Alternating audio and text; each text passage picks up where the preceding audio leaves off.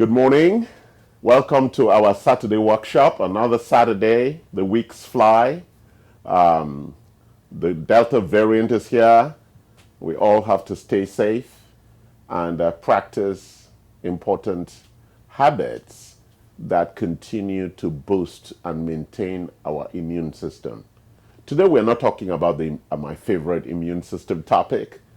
Today, we're going to talk about something different, but that's within our longevity workshop series. Again, my name is Charles Sine, CEO of Anti-Fragility Health, and welcome to our weekly workshop series that we stream live on YouTube and Facebook.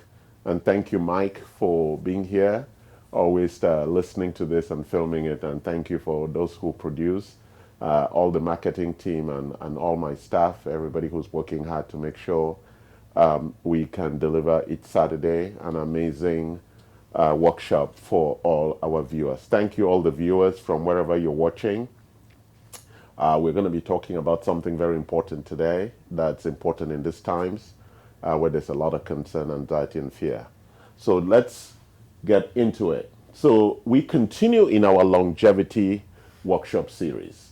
Longevity, again, for those who may be just be joining us for the first time, it's really about health span, how long you're healthy and how long you live. How long you live and how long you're healthy are two separate things.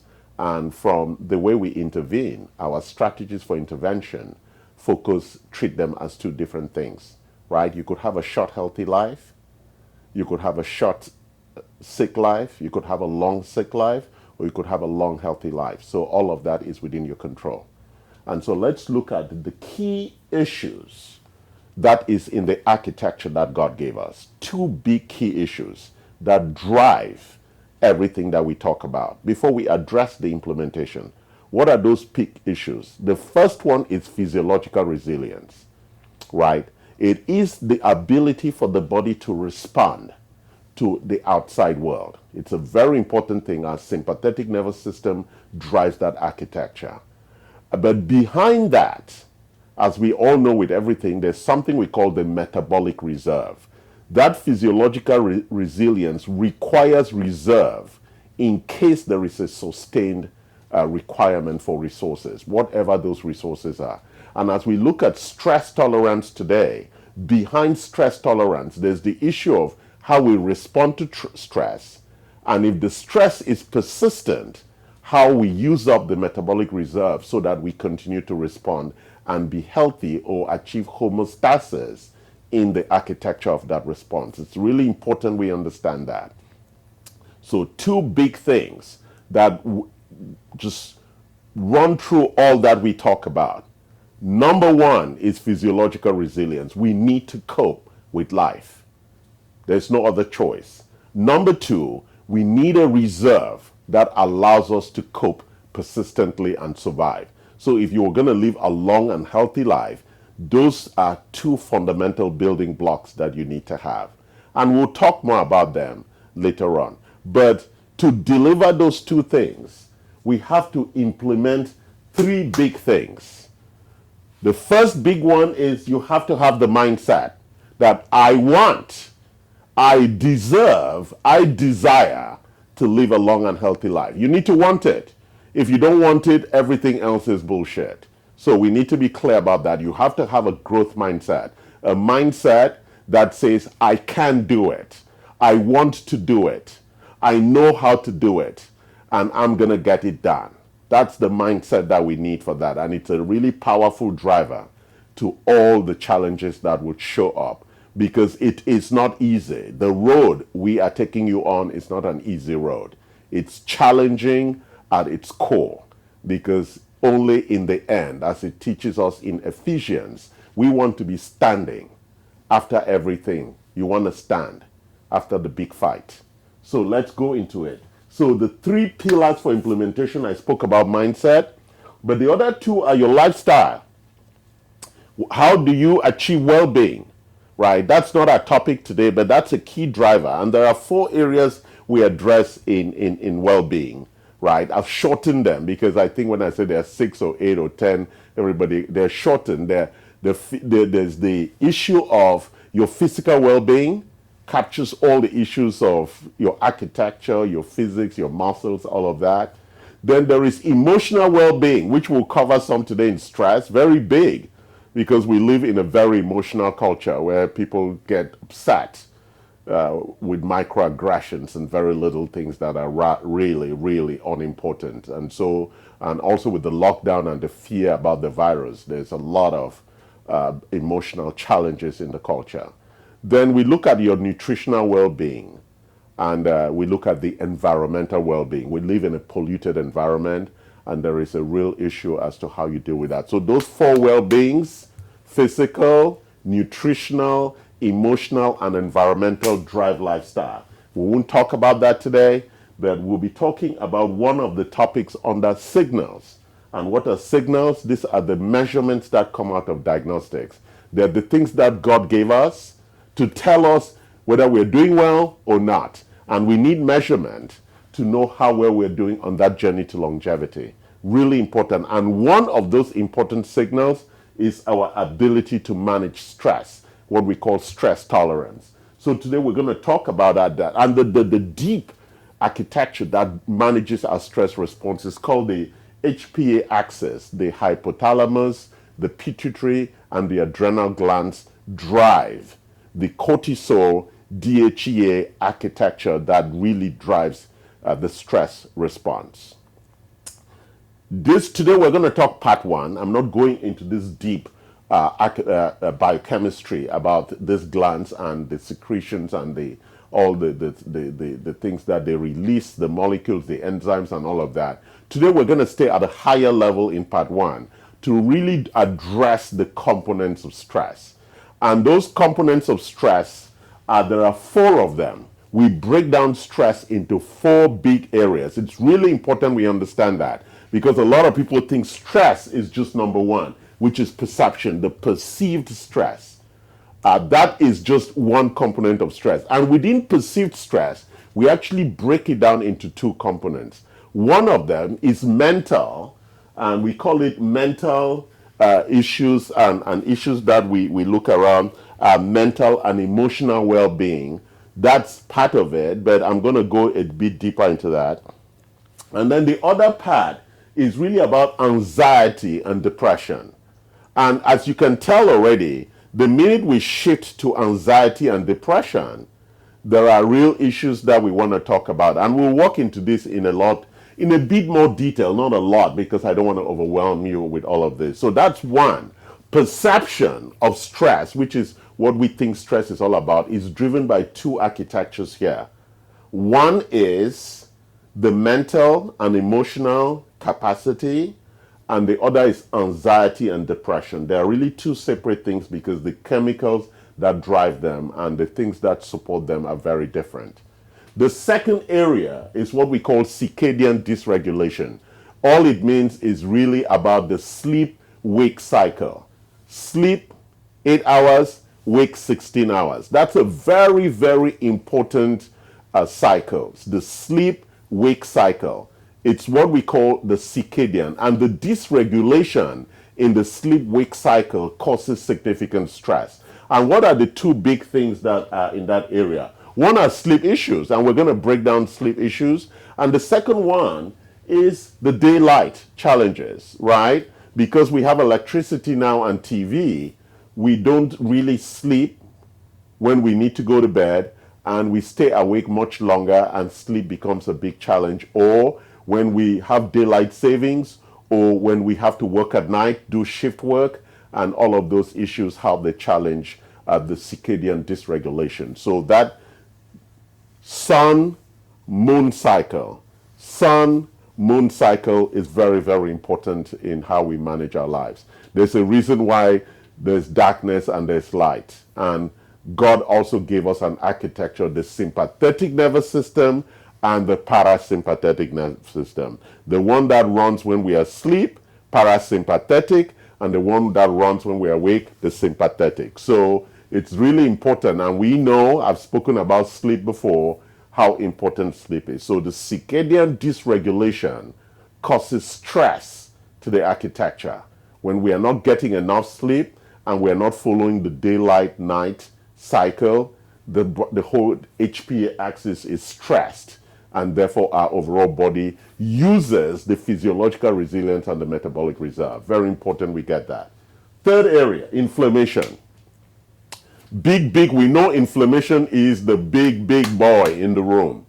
It causes cancer, causes oxidative stress, leads to all kinds of problems. And inflammation comes from a couple of places. One big one is obesity, right?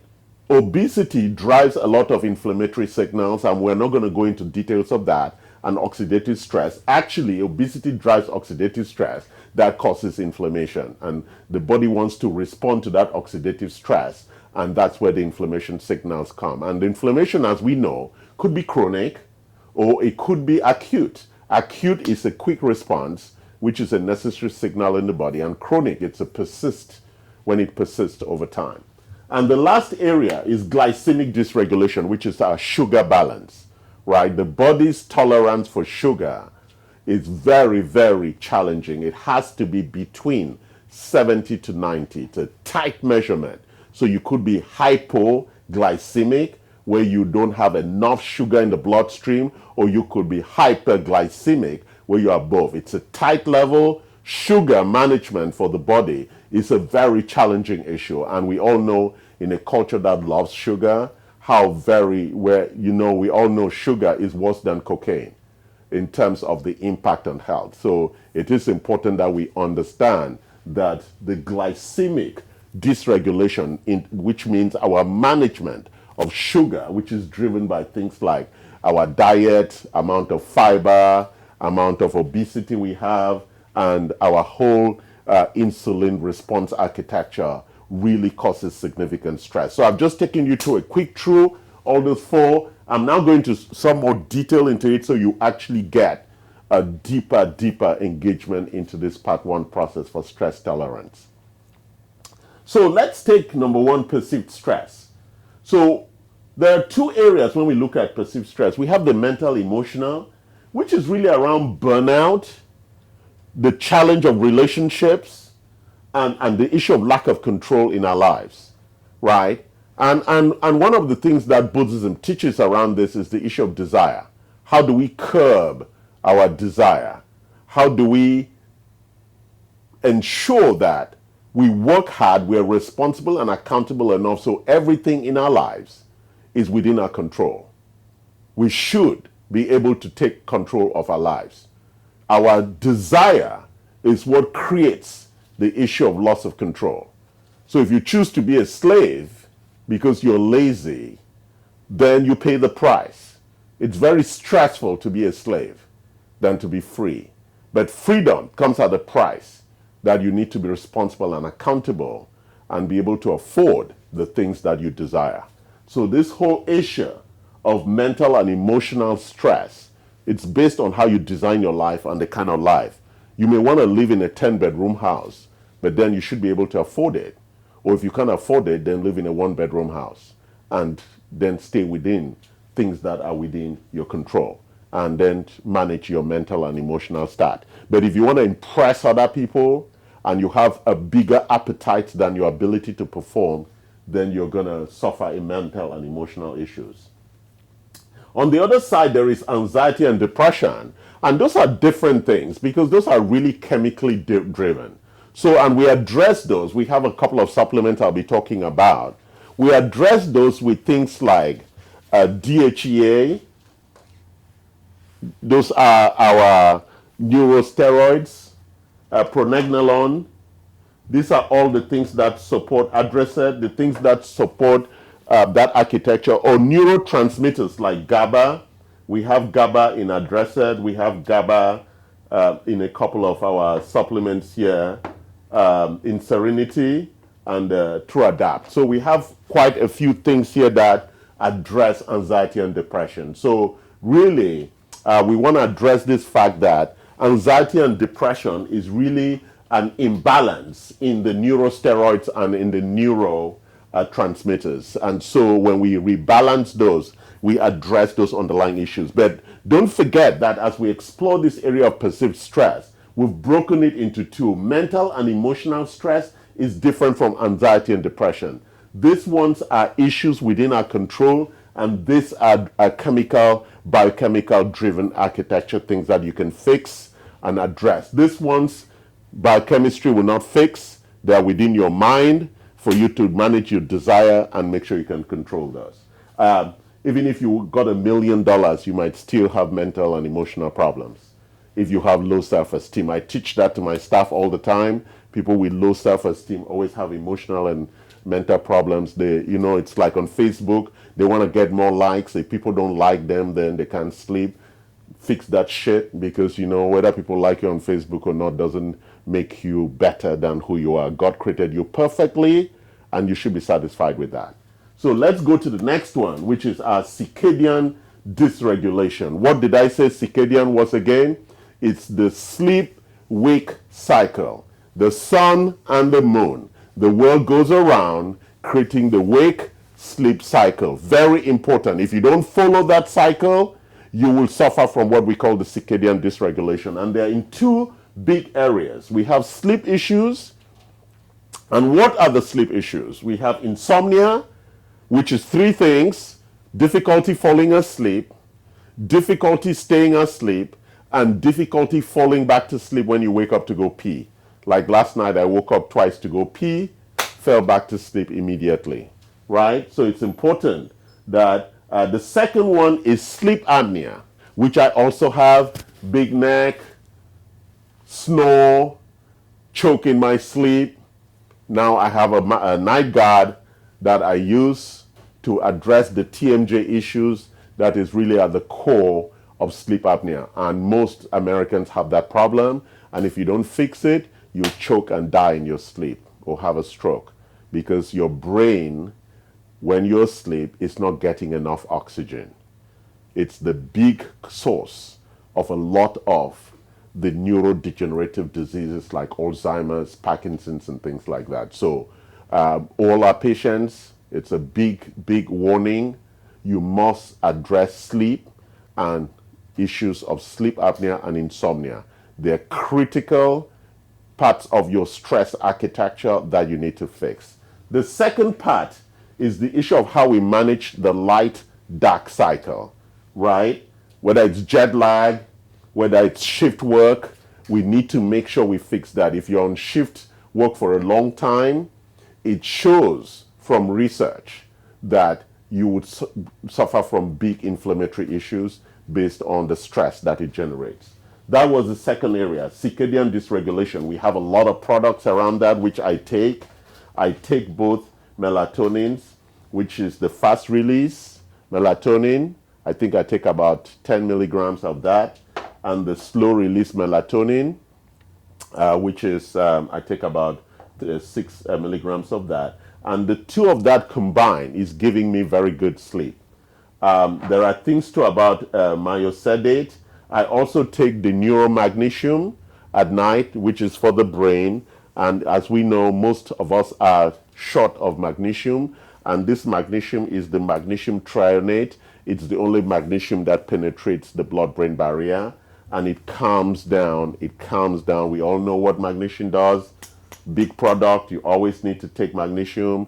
Actually, they're insisting you take a lot of magnesium every day because we deplete it so quickly. And these are other products that this is for just for occasional sleepiness. And what is in this product? All the kinds of adaptogens, including magnesium, that allows us to rest.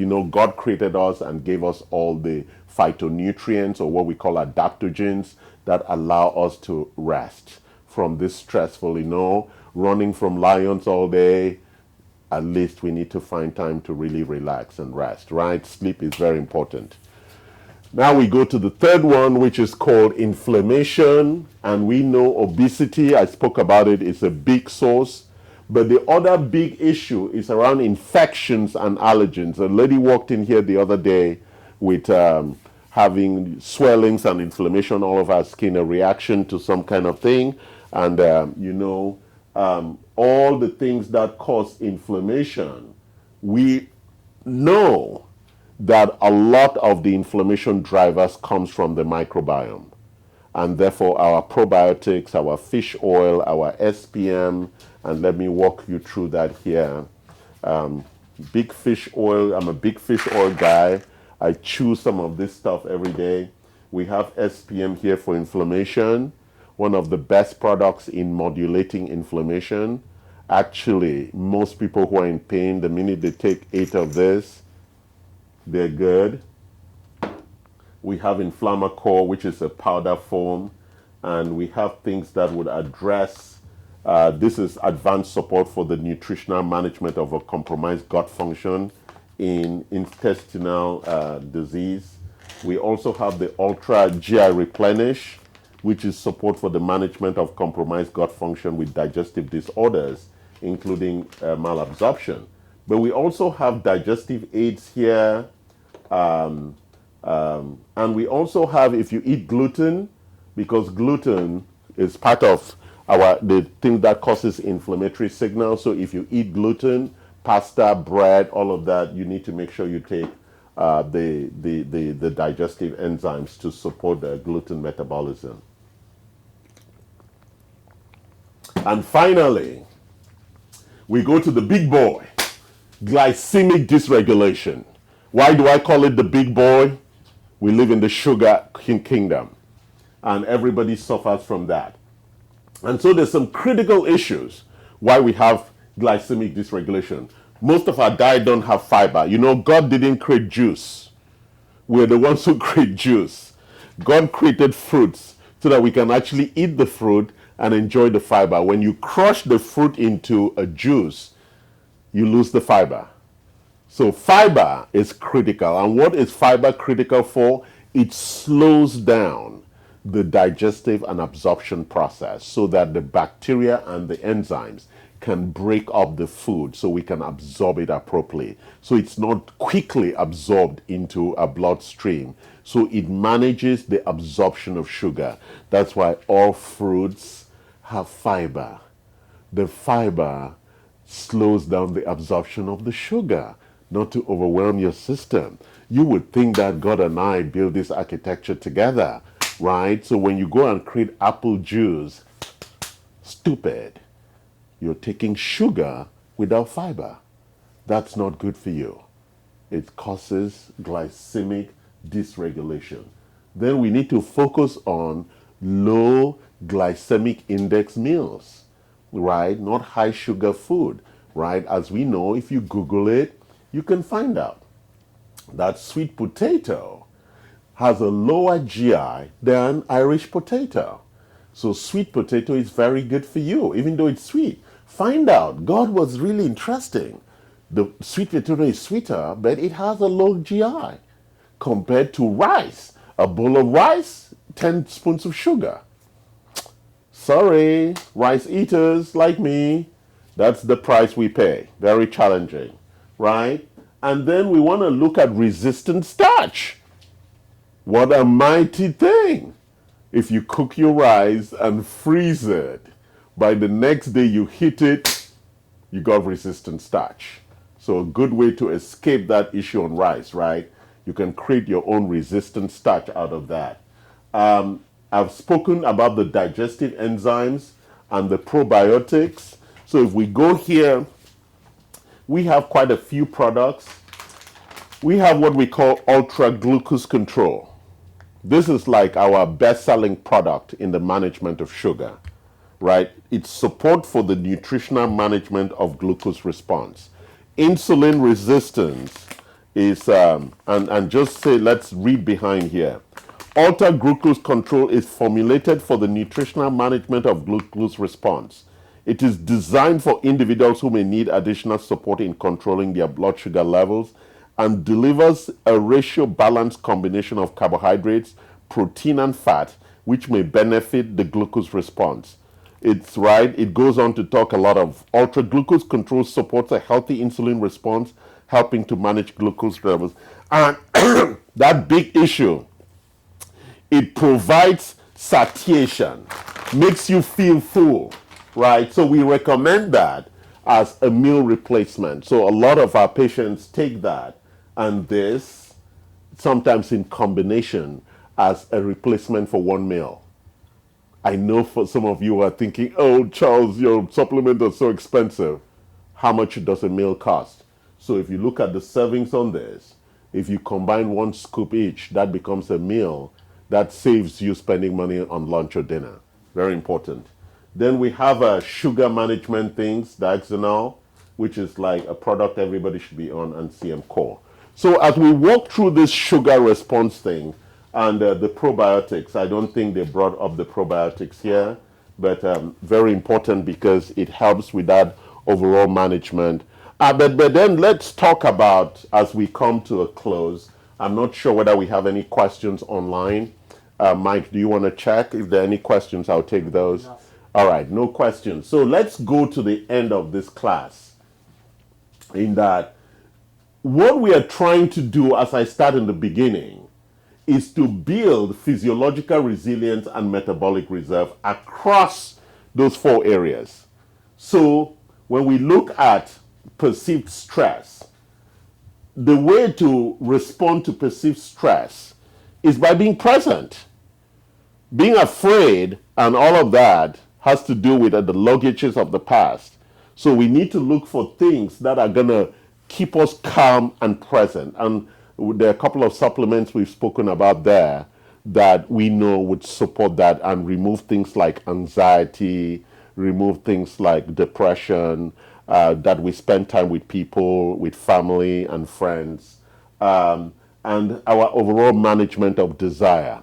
If we want too many things and we cannot afford them, then we have what I call that expectation performance gap, or the desire performance gap. We desire things we cannot afford, and then we suffer from this stress. The second area, which is the circadian dysregulation, we have sleep aids and we solve the TMJ issue for sleep apnea.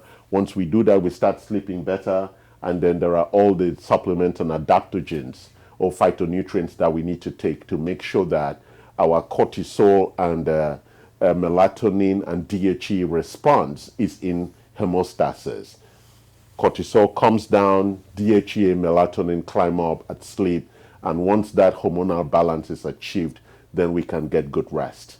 Very important. Then when we look at inflammation, it's mostly about diet and exercise. We want to make sure that, and also we reduce the infections, we make sure we do the right things, and what is the biggest way of reducing infections is actually to keep your microbiome active, diversified, and in homeostasis in terms of the good and bad bacteria. So probiotics are really critical in managing, plus the SPM and fish oils we spoke about.